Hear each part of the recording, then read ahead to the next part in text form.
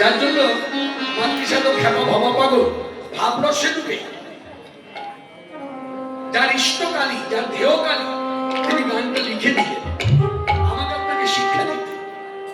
শুনুন শুনুন ভারতবাসী, আজও সেই বৃন্দাবনে শিবাজে বাজে রে, আজও সেই বৃন্দাবনে শিবাজে বাজে রে, আজও সেই বৃন্দাবনে শিবাজে বাজে রে, আজও সেই বৃন্দাবনে।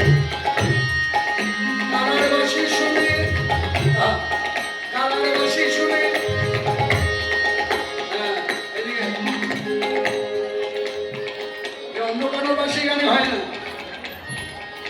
আস্তে আস্তে আস্তে আমাদের ভারতবর্ষে এখনো যদি বেঁচে আছে, যদি আমি কথাটা এইভাবে বলি, গোটা পৃথিবীতে তার মতো বাঁশির সুর বাঁশিওয়ালা আর নাই। তিনি কে? তিনি বলেন শ্রদ্ধাভাজন হরিপ্রসাদ চৌরসিয়া। খুব সুন্দর বাঁশি বাজায়, কিন্তু তার বাঁশির গানেও কখনো ময়ূরময়ূরী নাচেনি, সুখসারীও গায়। এই একমাত্র কালার বাঁশি শুনে, আমাদের কালার বাঁশি শুনে, কৃষ্ণের বাঁশির গানে মনে মনে কত স্বপ্ন করুণ নাচে রে।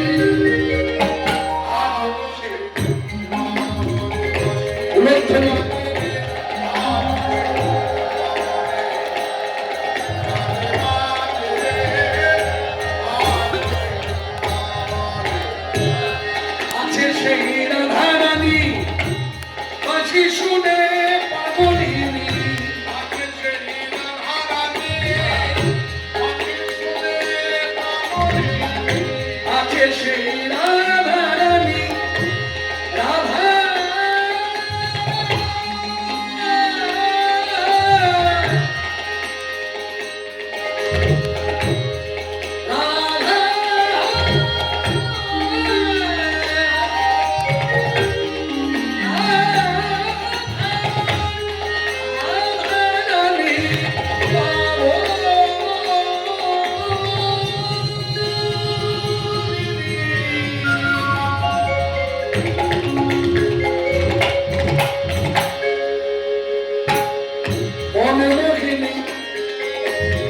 কৃষ্ণ মুখ্য বিনাশ রাধা লক্ষ্মী ঠাকুর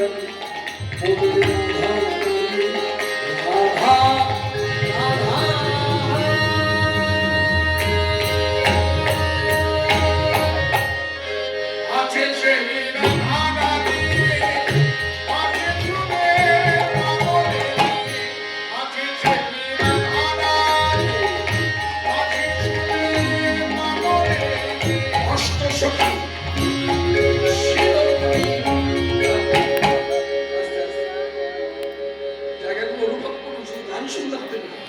বিগ্রহের দিকে তাকাবেন। যখনই কৃষ্ণ কথা কেউ বলবে না, তখনই কাছে কাছে বিগ্রহ থাকে, বিগ্রহের দিকে তাকিয়ে কীর্তন শুনবে। তাহলে দেখবেন ভক্তি ভক্তি উৎপেলিত হচ্ছে, আপনার থেকে হবে। এই বিগ্রহ মুক্তি নয়, মুক্তি নয় যে আমরা করেই রয়েছি, কালকে নিয়ে গিয়ে এক ভক্তি নিয়ে ভাষণ দেব। আহ্বান আছে বিসর্জন, যার জন্য বলছে বিগ্রহ। ভালো করে তাকিয়ে দেখো, রাধারানীর দিকে তাকিয়ে দেখো। এইরকম একটি মেয়ে, এইভাবে ভাবো, এইরকম একটি মেয়ে এত সুন্দর আছে জগতে। মনে রাখবেন যে যতই সুন্দরী হোক না কেন, সে যে বুঝি সুন্দরী হয়ে সীতা হওয়া যায়। মা সীতার মতো দেখতে অনেকে বলে, বা পার্বতীর মতো দেখতে, লক্ষ্মীর মতো দেখতে। আজ পর্যন্ত শুনেছেন কেউ ভুল করে বলেছে তুমি রাধারানীর মতো দেখতে? বলেনি।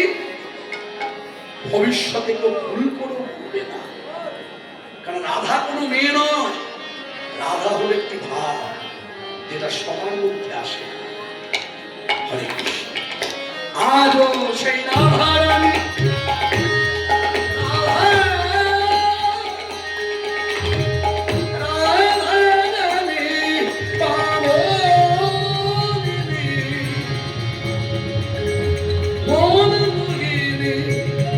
কৃষ্ণ বক্ষ দাসিনী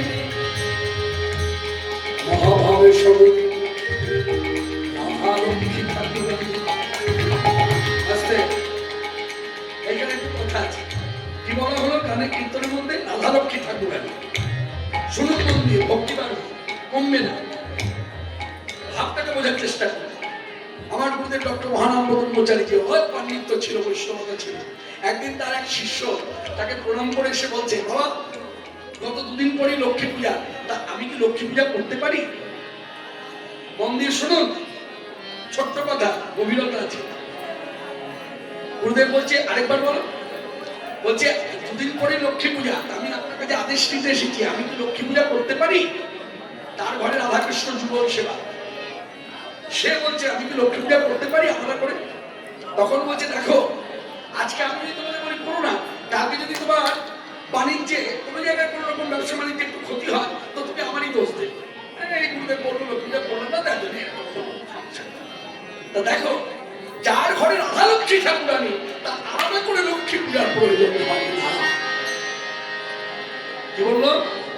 যার ঘরে রাধা লক্ষ্মী ঠাকুরানী বসে আছে, সেই ঘরে লক্ষ্মী পূজা যদি নাও হয়, তার অন্যের অভাব, বস্ত্রের অভাব কোনদিন হয় না।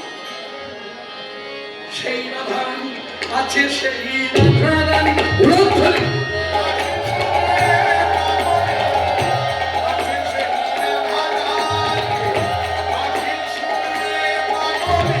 অষ্ট সখী শিরোমণি, অষ্ট সখী শিরোমণি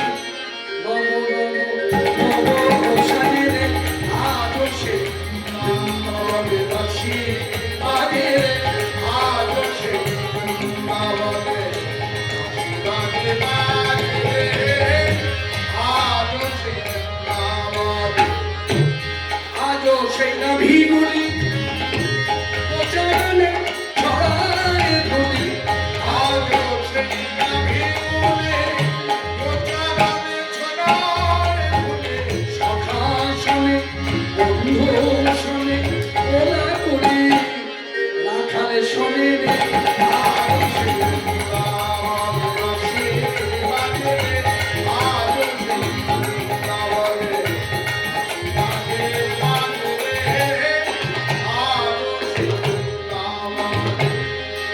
আজও সেই সেই ললনা জল ভরিতে যাই যমুনা, আজও সেই ললনায় জল ভরিতে যাই যমুনা, আজও সেই ললনা।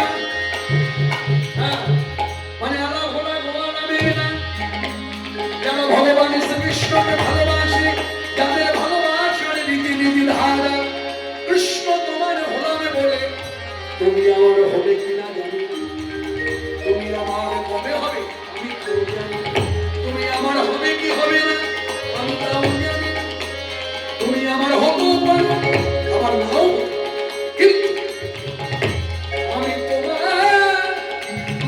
আমি তোমার, আমি তোমার, তোমারই হলাম।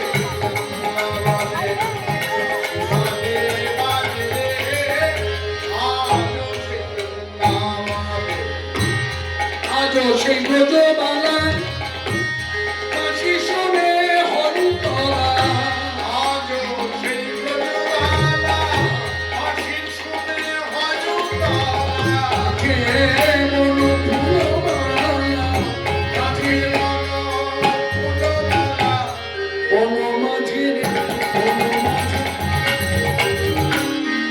আজও সেই বাজে, আজও সেই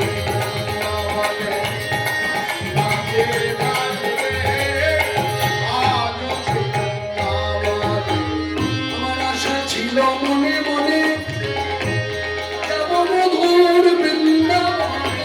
আশা ছিল মনে মনে যাব মধুর বৃন্দাবনে। কি ব্যতিক্রম কথা, যা ভাবা যায় না, স্বপ্ন তো ভাবিনি এই কথা লিখবে। এইদিকে মাইরা, ধরুন আপনি এইভাবে কথাটা ভাবুন, ধরুন আপনি সারা জীবন ধরে মানে যতদিন আপনার আয়ু নিয়েছে ভগবান বেঁচে আছেন, সারা জীবন ধরে কি করলেন? শিবের মাথায় জল ঢাললেন, ওম নমঃ শিবায়, ওম নমঃ শিবায়, ওম নমঃ শিবায়। আচ্ছা, এই শিবের মাথায় জল ঢালতে ঢালতে তাহলে বোঝা গেল আপনি শিব ভক্ত। এবার আপনার ভেতরে বাসনায় আমি তীর্থ করবো। আচ্ছা, প্রথম কোন তীর্থকে বেছে নেবেন? অর্থবান লোক বলে আপনি কোন তীর্থকে প্রথমে বেছে নেবেন? আগে আমি এই তীর্থে যাব। কোন তীর্থ? হ্যাঁ হ্যাঁ, ভুল হয়ে গেল। মহাদেবের মাথায় জল ঢালতে বাসনা যাবে, প্রথমেই যাব কাশীতে। এটা ধারা, যে যে পূজা নিজের হাতে করে সেখানেই যায়। এইদিকে দেবেন, যে কালী পূজা করে সে কোথায় যায়? তার যদি অর্থবান লোক বলা হয়, বীরভূমে যে 5 থেকে 6টা পীঠ আছে আনুমানিক, এখানে যদি তার থেকেও বেশি অর্থবান লোক বলা হয় তাহলে অসম রাজ্যে কামাখ্যাই যাবে। আর যে কৃষ্ণ সেবা করে তার কি বাসনা জাগে? প্রথম তীর্থই বেছে নেয় বৃন্দাবন। এইদিকে বৃন্দাবন থেকে ঘুরে এসে বাড়িতে যায় না, প্রথমেই চলে যায় নবদ্বীপ। নবদ্বীপ হয়ে বাড়ি ঢোকে। আবার এমনও ভক্ত আছে জানবেন, এইদিকে এমনও ভক্ত আছে জানবেন, বৃন্দাবনও যায়নি, কাশীতেও যায়নি, পুরীতেও যায়নি, কোথাও যায়নি, সারা জীবন ধরে ধাম নবদ্বীপেই পড়ে রইল। কেননা নবদ্বীপ হেমগ্রাম ত্রিভুবনে নাই, যাহার অবতীর্ণ সেই চৈতন্য গোসাই।